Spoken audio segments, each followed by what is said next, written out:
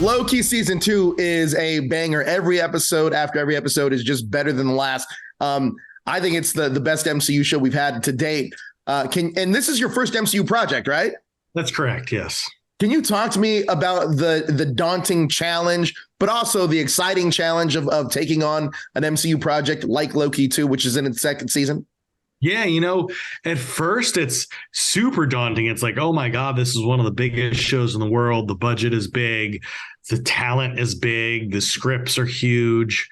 But the thing is, what you realize pretty quickly as the process gets into the swing of things is, oh, it's not daunting at all. This is the most supportive, loving, just warm environment where anything goes and creativity is supported and the support is there. The infrastructure is there to execute these things. The time is there. We have enough time to prep. We have enough time to plan. We have enough time to discuss these things. So it actually goes from daunting to, I got this pretty quickly. Now, how can you talk a little bit about the creative process? Because you're working with several directors throughout the season, and it still maintains this cohesive look, especially over different eras and time periods. So can you talk about kind of maintaining that creative flow and energy together?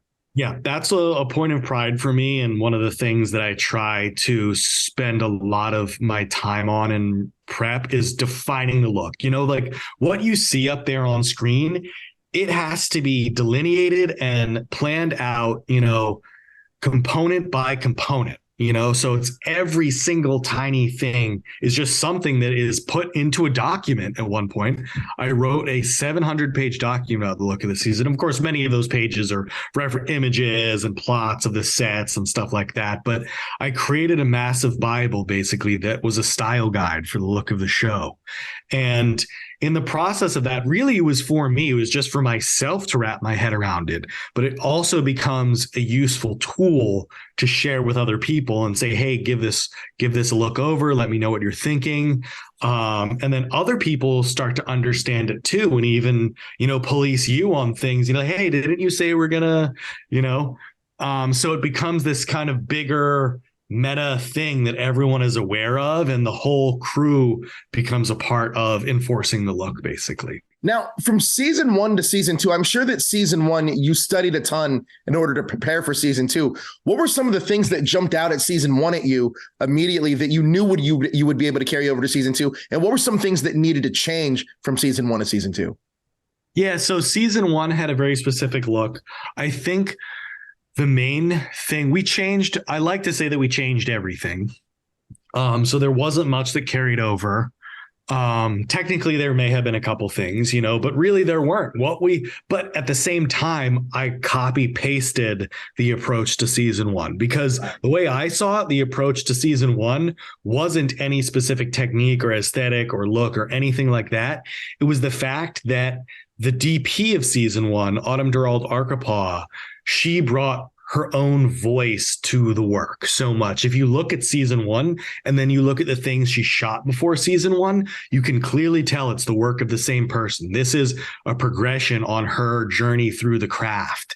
And I am such a different cinematographer. Like my work, it looked nothing like her work before or after Loki. So what I realized the approach actually was just her doing whatever the hell she wanted, And so when I got season 2, I was like, okay, like if I'm really going to do as good of a job as her, I need to do the same thing, meaning I need to do everything completely differently, the way that I would want to do it. I love that, putting your own like kind of signature on the series. Now, can you discuss making the show look and feel different, and especially with so many other Marvel shows and films coming out there? How do you make this kind of stand out? Yeah, it starts with having a specific vision in mind. And in the case of Loki season 2, what we wanted to do a number of different things, but primarily we wanted to ground it in the aesthetic that the production design possessed already, which was inspired by late 60s, early 70s, kind of like that Soviet brutalism and mid-century modern, and multiple different aesthetics, but all from that time period blending together. And so I was like, well, what if the show looked like it was shot at that time, Right. more modern, and it's kind of large formatty and a little bit softer lighting, and it's modernized, but it is a modernized version of that celluloid film, and not like modern film, like late 60s, early 70s film stock film is what we modeled our like LUT after, for example. How do you make it as specific in that time period as possible?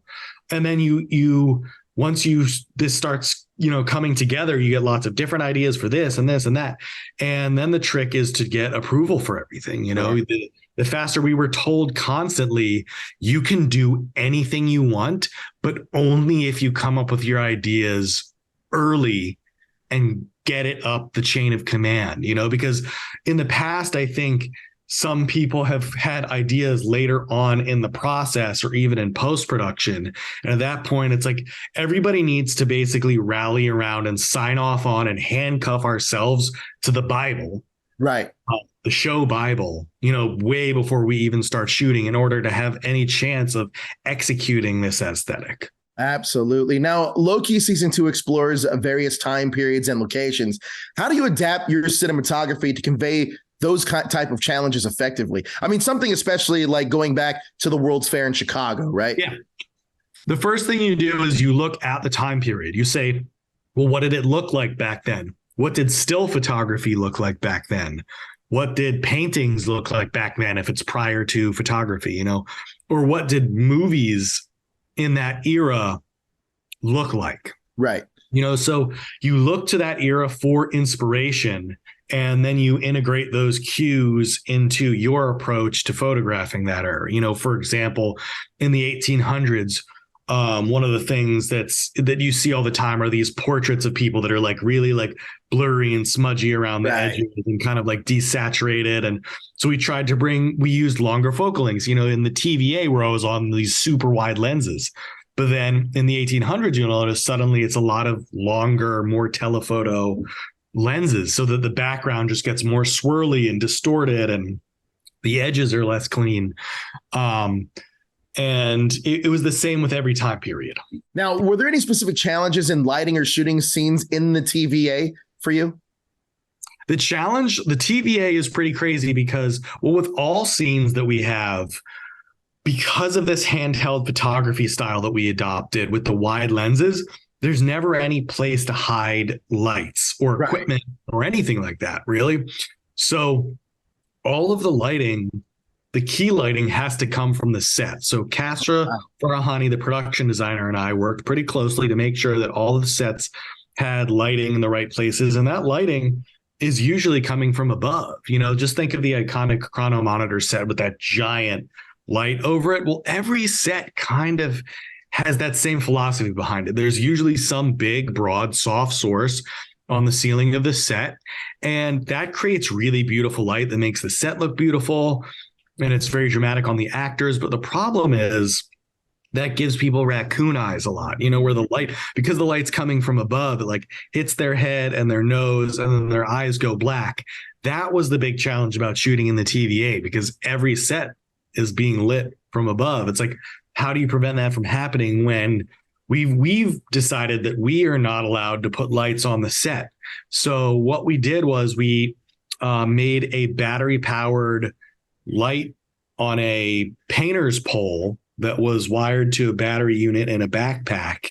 And one of the sparks, that's what they call them in England, would chase the camera around, basically chasing the camera the whole time, and tries to position the light such that wherever the actor is looking, they'll get that little ping of highlight, and it'll lift up the light level below their eyes. So you'll be able to see their eyes as well as the highlight that's being reflected in their eye.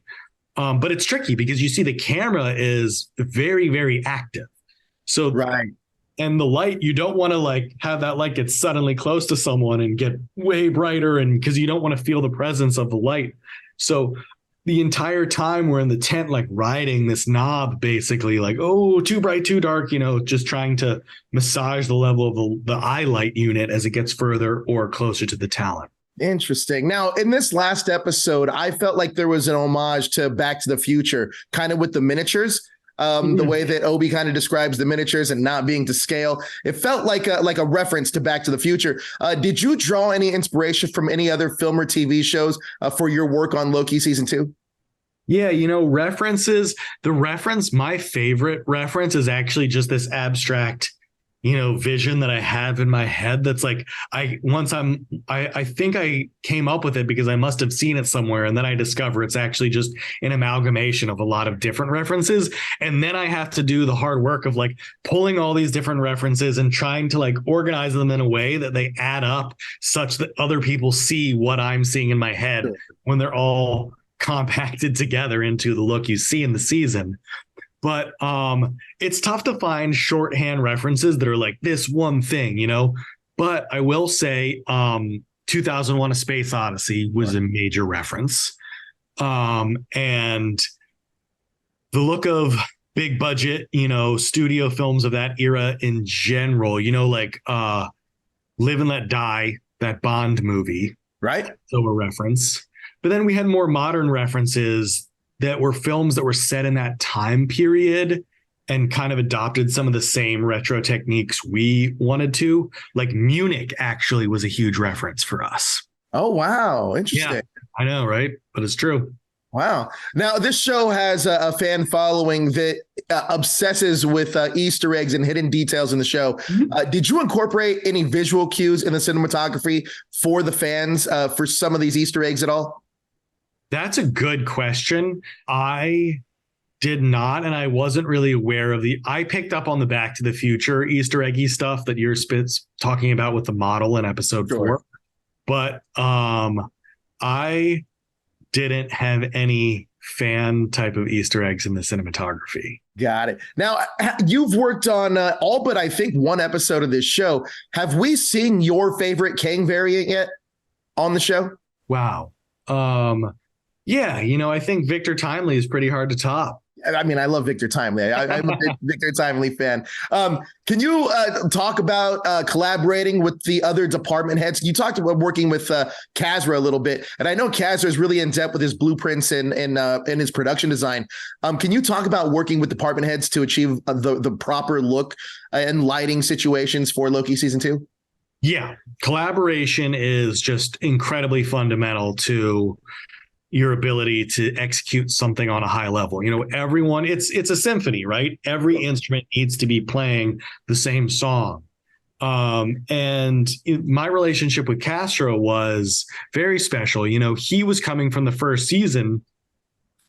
So I, in a lot of ways, looked up to him as, okay, he is kind of like the guiding light of the whole look of the show. Sure. And that's why I like to say, truthfully, that the cinematography this season was inspired by him and his work. The cinematography was inspired by the look of the TVA sets. I looked at those sets and I was like, okay, because in the first season, the cinematography, Autumn's approach is very like hyper modern. She is on the cutting edge of like where cinematography is going, and that's what she brought to Loki season 1. She was like, we're taking the MCU into the future. And I was a little bit more like, okay, well, what if we made the cinematography look like the production design? Oh, nice. Yeah. Like, what if it was just one package, cinematography, production design, just exactly the same aesthetic.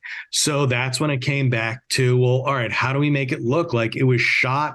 This was a movie that was shot at the time that these sets were inspired by. Right. Look, Isaac, thank you so much for your hard work on this show. It's definitely paying off simply because this is probably, at least in my opinion, the best MCU show out there. I can't wait for these next 2 episodes, man. That episode 4 was a doozy, and I want to see what happens next. I definitely want to see what happens next. But thank you so much for your time, Isaac. I really appreciate it. Thank you. You have a lot to look forward to.